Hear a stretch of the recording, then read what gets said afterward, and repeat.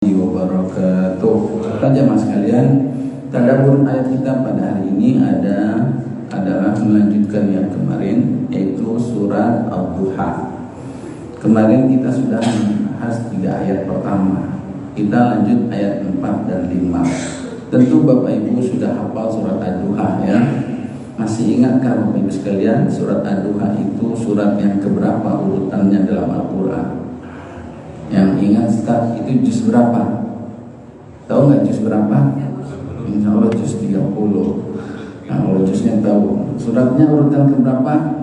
Lupa Ustaz, ayatnya ada berapa deh? Ada 5. Masa sedikit banget? 6. Nah, surat Al-Duha terdiri dari berapa ayat? 11 ayat. Ya.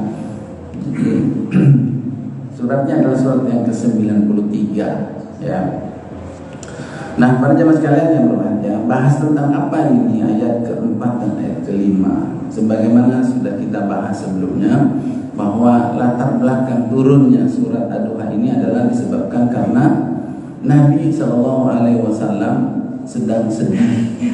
Apa yang menyebabkan Nabi sedih? Karena wahyu tidak turun. Allah menahan turunnya wahyu sementara beberapa waktu. Nabi sedang butuh. Mana malaikat Jibril ya?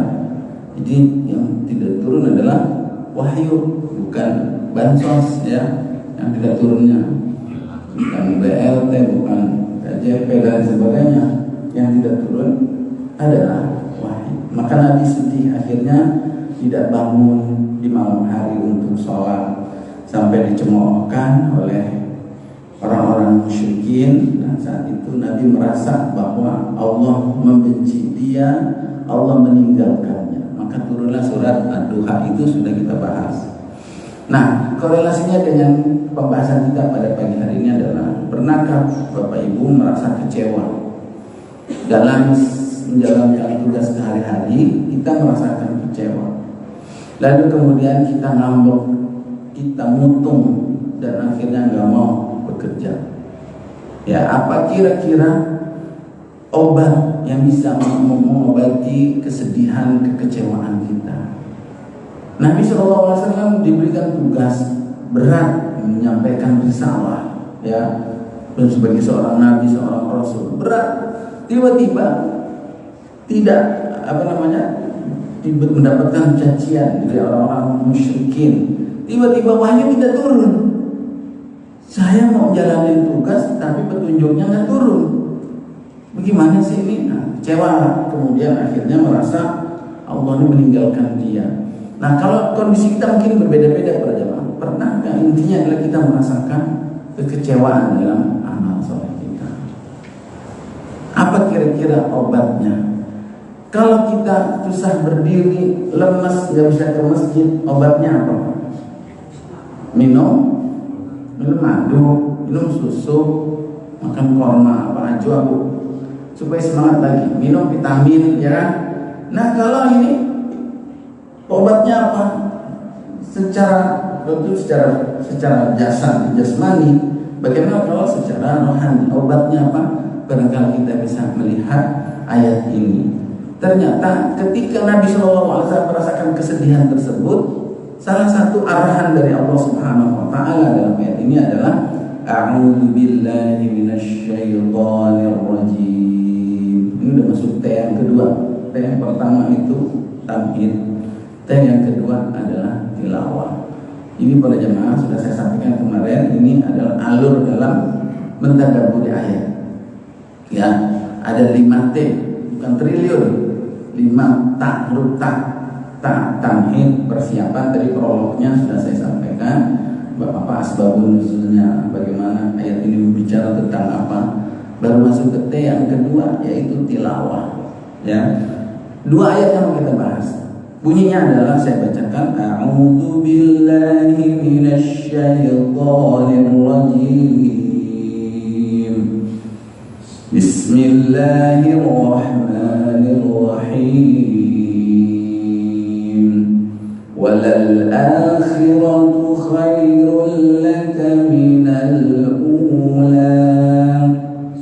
Walasawfa yu'tika rabbuka fatarda. Hafal Pak dua ayat ini? Ya, baca bareng-bareng ya. Walal akhiratu, biar nempel di lisan, di benak kita sampai di hati. A'udzu billahi minasy syaithanir rajim. Bismillahirrahmanirrahim. Walal akhiratu khairul laka minal ula. Walasawfa yu'tika rabbuka fatarda. Dua ayat aja yang kita bahas ya. Apa itu kira-kira membahas apa ayat ini? Walal akhiratu, secara terjemah artinya, dan sungguh akhirat itu khairun, lebih baik, minal ula, daripada dunia. Allah menyebut kalimat akhirat dipadankan dengan dunia, tapi kalimat dunianya disebut dengan kalimat ula. Ula itu artinya pertama, akhirat itu terakhir. Ya, kata Allah bahwa yang lebih baik adalah akhirat. Nah, inilah tema ini saya jadikan jadi tema ayat ini, jadi temanya adalah memiliki visi akhirat. Bahwa salah satu yang ditanamkan oleh Allah kepada Nabi SAW saat sedang sedih, bahwa obatnya adalah menanamkan mindset bahwa visi hidupmu itu adalah akhirat. Ya, kalau kamu mendapatkan kesedihan, kalau kamu mendapatkan kesulitan, kekecewaan, ingat ada kehidupan akhirat yang nilainya lebih baik. Walal akhiratu khairul laka minal ula. Wala sawfa yu'tika rabbuka fatarda. Ayat yang kelimanya, dan sungguh Allah akan, wala sawfa, dan sungguh akan, yu'tika rabbuka, Tuhanmu ya Muhammad, yu'tika rabbuka, Tuhanmu ya Rasulullah, apa akan memberikan kepada kamu fatarda, nanti di akhirat tersebut pemberian yang dapat membuat kamu ridho. Apa itu para jamaah tafsirnya? Masuk yang ketiga. Ya, ini maksudnya Allah Subhanahu wa taala menjelaskan sungguh akhirat lebih baik buat kamu daripada dunia. Tolong dipahami para jamaah. Apakah berarti dunia jelek atau tidak? Dari ayat 4 ini, apakah dunia itu jelek atau tidak? Sungguh akhirat lebih baik. Berarti dunia baik juga, cuma yang lebih baik adalah akhirat. Berarti Allah Subhanahu wa taala sudah memberikan nikmat belum kepada Nabi Muhammad di dunia? Sudah. Nikmat yang Allah berikan kepada Nabi SAW berupa kemuliaan, kenabian, itu adalah nikmat yang Allah berikan di dunia. Ya, seperti nanti ayat-ayat berikutnya ini akan menyebutkan nikmat-nikmat dunia tersebut, dan Allah tegaskan ada nikmat lainnya yang akan Allah berikan, yaitu yang lebih baik. Apa nilai lebih baiknya para jemaah? Nilai akhirat dengan dunia apa yang lebih baiknya? Dari segi apanya?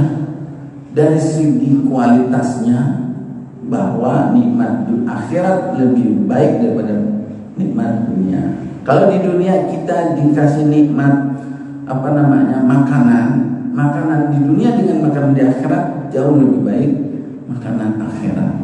Kalau di dunia kita dikasih kekuatan kita di dunia dengan kekuatan di akhirat lebih baik kekuatan di akhirat. Kalau di dunia kita makan baru berapa suap udah kenyang, maka di akhirat itu bisa berpiring-piring itu kuat, kuat lama. Jadi nikmatnya lebih lama. Ya. Jadi para jemaah sekalian berbahagia, dari segi apa lebih baiknya, bahwa nikmat di akhirat itu lebih kekal. Ya, kalau di dunia cepat sirna.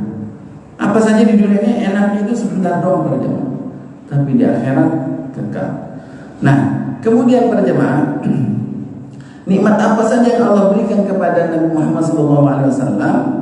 Ternyata para ulama memberikan ada klasifikasinya, yaitu ada dua macam Nikmat yang pertama, nikmat yang Allah berikan untuk diri Nabi Shallallahu Alaihi Wasallam. Untuk diri Nabi Shallallahu Alaihi Wasallam sudah Allah berikan di dunia, yaitu Nabi dulunya anak yatim, ya. Kemudian Allah hadirkan orang-orang yang menyayangi dia. Nabi meninggal dunia, bapaknya meninggal dunia, Nabi lahir tidak punya bapak. Kemudian dihadirkanlah siapa? Ada Halimatus Sa'diyah, ada pamannya, ada kakeknya. Nah, ini nikmat yang Allah berikan kepada siapa? Kepada Nabi Shallallahu Alaihi Wasallam. Sedangkan di akhirat ada nggak Nabi nikmat yang khusus diberikan Allah kepada Nabi Muhammad? Ada. Siapa yang tahu berjamaah? Nah, nikmat yang Allah berikan untuk Nabi Shallallahu Alaihi Wasallam secara khusus memuliakannya, yaitu Inna a'tainakal kautsar. Ada nikmat di akhirat yang Allah muliakan Nabi Shallallahu Alaihi Wasallam, dikhususkan daripada nabi-nabi yang lain. Allah memberikan sebuah telaga, namanya telaga Kautsar. Nah, ada nikmat yang kedua para jemaah, yang Allah berikan bukan kepada Nabi, tapi juga kepada umatnya. Ya, Allah Subhanahu Wa Taala memberikan nikmat untuk umatnya, yaitu apa para jemaah? Bahwa nanti kelak Allah Subhanahu Wa Taala akan diberikan pintu-pintu kebaikan buat umatnya. Suatu saat nanti mereka saat ini sedang menderita, sedang di Mekah sedang dikejar-kejar, disiksa oleh orang-orang musyrikin. Suatu saat mereka akan mendapatkan kehidupan yang baik. Ya, wa ra'aitan nasa yadkhuluna fi dinillahi afwaja. Nanti kelak mereka akan masuk ke dalam agama Islam dalam keadaan tenang. Kalau sekarang penuh ketakutan, nanti akan merasa tenang. Maka nikmat yang Allah berikan dua macam, ada yang khusus untuk Nabi SAW, ada untuk umatnya. Itu di dunia para jamaah. Bagaimana nanti nikmat di akhirat buat umatnya? Di dunia Allah kasih buat umatnya, akan merasakan nyaman dalam beribadah. Di akhirat Allah memberikan nikmat untuk umat Nabi SAW berupa syafaat. Nah, inilah yang membuat Nabi SAW ridho. Jadi ridhonya Nabi SAW dengan pahala yang Allah berikan itu bukan hanya yang berkaitan dengan diri dia saja, tapi juga Nabi menjadi ridho ketika melihat umatnya ini diberikan kesempatan untuk mendapatkan syafaat. Ya Pak, kalau kita kan senang masuk surga karena apa? Alhamdulillah dapat surga, buat kita aja udah senang, nggak mikirin buat yang lain. Tapi Nabi SAW masuk surga, dia dapat lagi dia pikirin bagaimana umatku. Nah, begitu umatnya dapat diberikan kesempatan dapat syafaat, itu dia fatardo, membuat Nabi kemudian ridho. Walal akhiratu khairul laka minal ula wala sawfa yu'tika rabbuka fatardo. Nah, masuk ke yang keempat, ini tadabbur. Setelah kita memahami ayat keempat dan ayat kelima surat Ad-Duha ini, pelajaran apa yang bisa kita dapat, yang kita bisa renungkan masuk ke dalam hati, lalu menggetarkan hati kita, lalu kemudian menggerakkan diri kita. Itu yang menjadi obat yang saya maksud.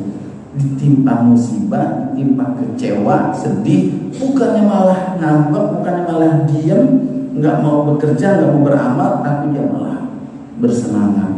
Nah, tadabbur yang pertama para jemaah sekalian yang berbahagia, di dalam ayat ini Allah menyebutkan ada dua alam, yaitu al-akhirah wal ula. Ya, Allah menyebutkan alam dunia dan alam akhirat. Dan mana yang disebutkan oleh Allah lebih dahulu? Walal akhiratu khairul laka minal ula. Padahal secara urutan mana yang kita alami dulu? Dunia dulu. Tapi Allah menyebutkan walal akhirah. Apa rahasianya tadabburnya?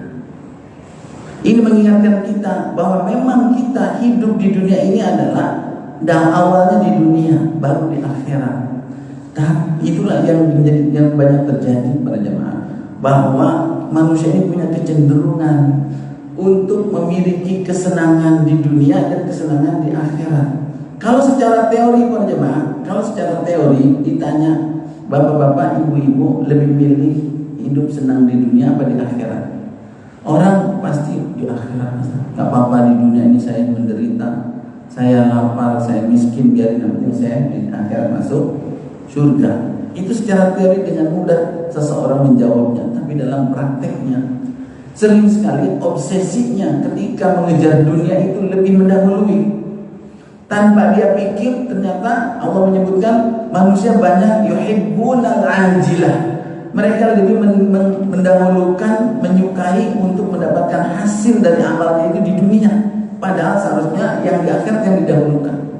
Contoh umpamanya orang sholat, ada nggak kebaikan dari sholat yang kita dapatkan di dunia? Apa contohnya? Yang contohnya kita sehat nggak kalau sholat? Sehat. Darah kita mengalir jadi lancar. Pagi-pagi kita udah sujud, ngalir ke otak, ya. Udah rukuk, pinggang kita udah ibaratnya lagi senam itu kan. Dapat sehat nggak? Dapat. Di mana itu? Di dunia. Kemudian orang jadi hormat sama kita, hormat. Orang melihat kita orang baik, baik. Orang memuji kita, muji. Di mana itu? Di dunia. Itu kebaikan-kebaikan di dunia. Sementara di akhirat Allah Subhanahu wa taala akan memberikan ampunan, Allah akan memberikan surga. Banyakkan yang mana yang diinginkan oleh manusia, ingin dapat pahalanya di dunia ataukah di akhirat? Banyak orang yang tertipu dari amal sholatnya itu menginginkan pahalanya di dunia. Ya, contohnya apa? Ketika dia sholat, gak ada yang muji-muji, jadi malesnya. Dia sholat, ya, ternyata udah sholat, datang ke masjid berjamaah, gak dapat kupon daging. Padahal saya rajin banget di situ, dia pada lupa saya gak dapat kupon daging Idul Adha. Besok kesini lagi ya. Marah nggak, kecewa nggak? Nanti dia pengen dapat dunia, padahal kalau dia nggak dapat daging, dapat di akhirat dapat nggak? Dapat. Tapi orang banyak tertipu, banyak ingin mendapatkan hasil di dunia lebih dulu. Maka Allah menegaskan, walal akhiratu khairun laka minal ula. Kalau di dunia ini amal tidak diapresiasi oleh manusia, Allah yang mengapresiasinya. Kalau di dunia ini kamu sholat juga tapi nanti sakit juga, katanya bikin sehat. Walal akhiratu khairun laka minal ula. Ini yang saya maksud adalah visi akhirat. Jadi kalau motivasi dunia nggak pakai kita sengajain, udah datang duluan. Tapi motivasi akhirat harus diupayakan, harus disengajakan, diusahakan. Maka dari itu diberikan penekanan, disebut lebih dulu walal akhiratu khairun laka minal ula. Bapak Ibu kalau mau tidur doanya baca apa Pak? Bismika Allahumma ahya wa amut. Coba tahu nggak artinya apa? Bismika artinya apa? Dengan namamu ya Allah. Allahumma ya Allah. Ahya, apa artinya ahya? Hidup. Wa amut, dan aku mati. Mana yang disebut duluan? Hidup dulu baru mati. Padahal dia mau tidur Pak. Tidur itu kan bahasa kitanya apa? Mati apa hidup? Mati sementara itu. Mau tidur, mau mati, yang dipikirin hidupnya duluan. Padahal ada hadis sahih yang menyebutkan matinya duluan baru hidupnya. Bismika Allahumma amutu wa bismika Allahumma ahya. Jadi matinya dulu yang disebut. Kenapa? Saya mau mati dulu, ntar hidupnya ntar besok pagi ya kan dibangunin. Ini karena orang mau mati, tidur masih mikirin hidup. Sebelum tidur para jemaah, yang kita pikirin, kita bangun lagi nggak ya ntar? Ya dia langsung bangun di alam kubur. Atau kita udah mikirin besok mau ngapain ya, masak apaan besok pagi ya, ke pasar mau ke sana. Yang dipikirin apa? Hidupnya. Tapi nggak dipikirin kalau saya mati gimana?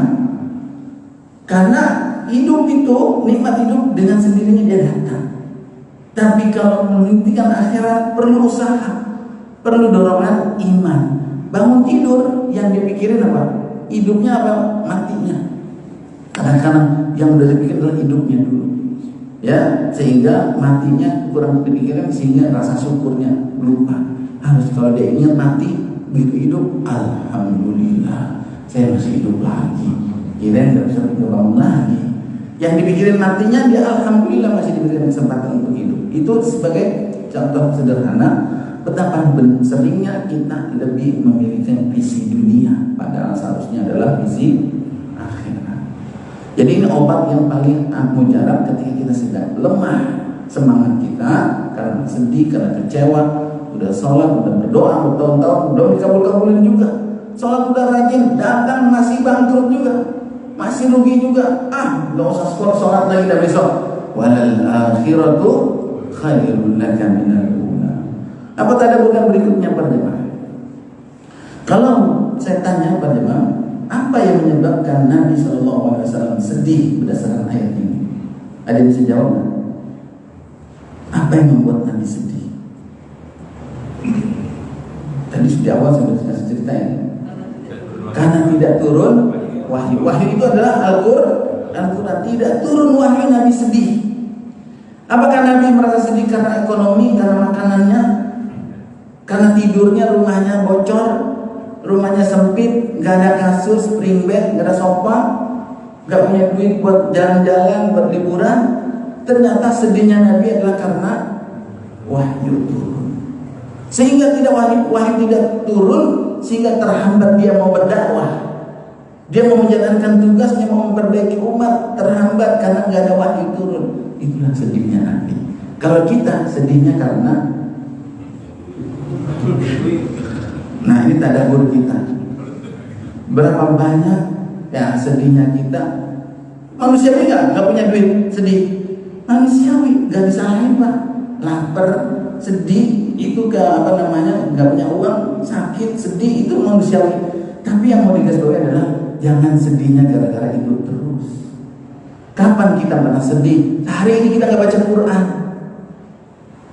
Kapan kita pernah sedih? Aduh, hari ini saya nggak sampai ke masjid, padahal saya sehat, padahal saya punya waktu, saya nggak ke masjid. Ya Allah, sedih. Nabi dulu wahyu nggak turun, Nabi sedih. Ini kita wahyunya kejar kita. Mari ngaji. Ini ada taklim, ini ada belajar baca Quran, ini ada tafsir, ini ada kajian, ini ada wahyunya yang nyamperin kita, orangnya yang pergi. Kalau Nabi dulu, Nabinya nyari-nyari wahyunya nggak turun. Nah, harusnya kebahagiaan dan sedih kita itu adalah sebabnya karena jauhnya kita dari Allah Subhanahu wa taala, jauhnya kita dari wahyu Allah Subhanahu wa taala. Itulah orang-orang yang memiliki visi akhirat. Yang ketiga, pertama tadabbur yang terakhir barangkali,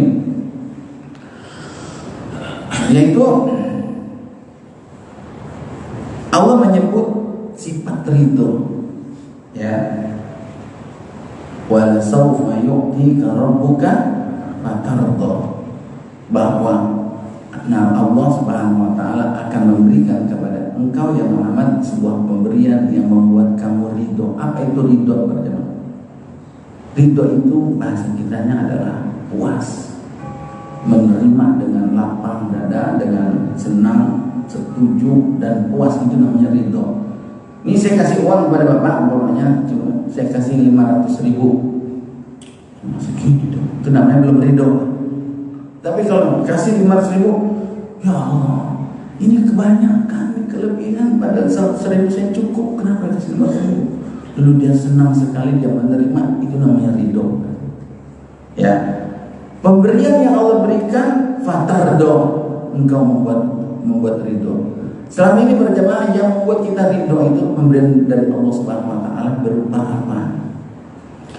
Kalau diberi dunia, kata Nabi, dengar gak hadis, kalau manusia dikasih satu lembah emas, maka dia akan mencari yang kedua, ya. Kalau udah dikasih dua, dia akan mencari yang ketiga. Kapan pernah puasnya kita mendapatkan kesenangan dunia? Gak ada puasnya. Dulu waktu masih punya sepeda, pengen punya motor. Udah punya motor, pengen punya mobil. Udah punya mobil, pengen punya rumah. Punya rumah, pengen punya istana. Udah punya istana, pengen punya istri dua. Gak ada puasnya. Kapan kita akan puas? Nah, visi akhirat.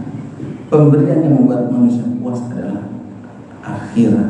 maka mindsetnya adalah jangan puas dengan pemberian Allah Subhanahu wa Ta'ala di dunia berapapun yang kita dapatkan sebelum pemberian tersebut mendatangkan hasil manfaat untuk akhirat kita. Ya, boleh jadi kita hari ini untung kita cuma 100.000, kurang kebutuhan kita 500.000. Maka pastikan yang 100.000 ini meskipun secara hitung-hitungan kurang di dunia, tapi dia bermanfaat, akan membuat kita puas, ridho. Manakala kita gunakan dengan kebaikan, akan berbuntut kebaikan yang sampai ke akhirat.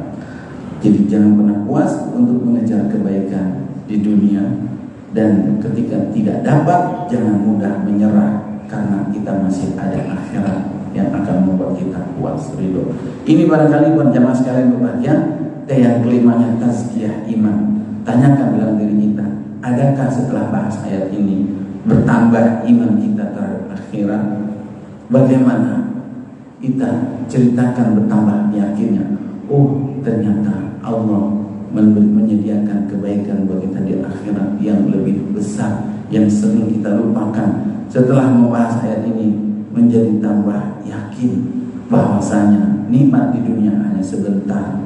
Yang kita inginkan adalah nikmat yang kekal, itu adanya di akhirat. Pasti Allah akan berikan kepada kita semua. Dan tazkiyah amalnya, setelah ini saya akan berusaha beramal lebih semangat lagi dalam ibadah saya, dalam bekerja saya, agar kita mendapatkan kebaikan bukan cuma di dunia tapi juga di akhirat. Tidak mudah menyerah, tidak mudah berbalik, ya, apalagi melawan kebenaran, melawan kebaikan dari Allah Subhanahu wa Ta'ala. Nauzubillah. Ini saja para jemaah sekalian, mudah-mudahan bermanfaat.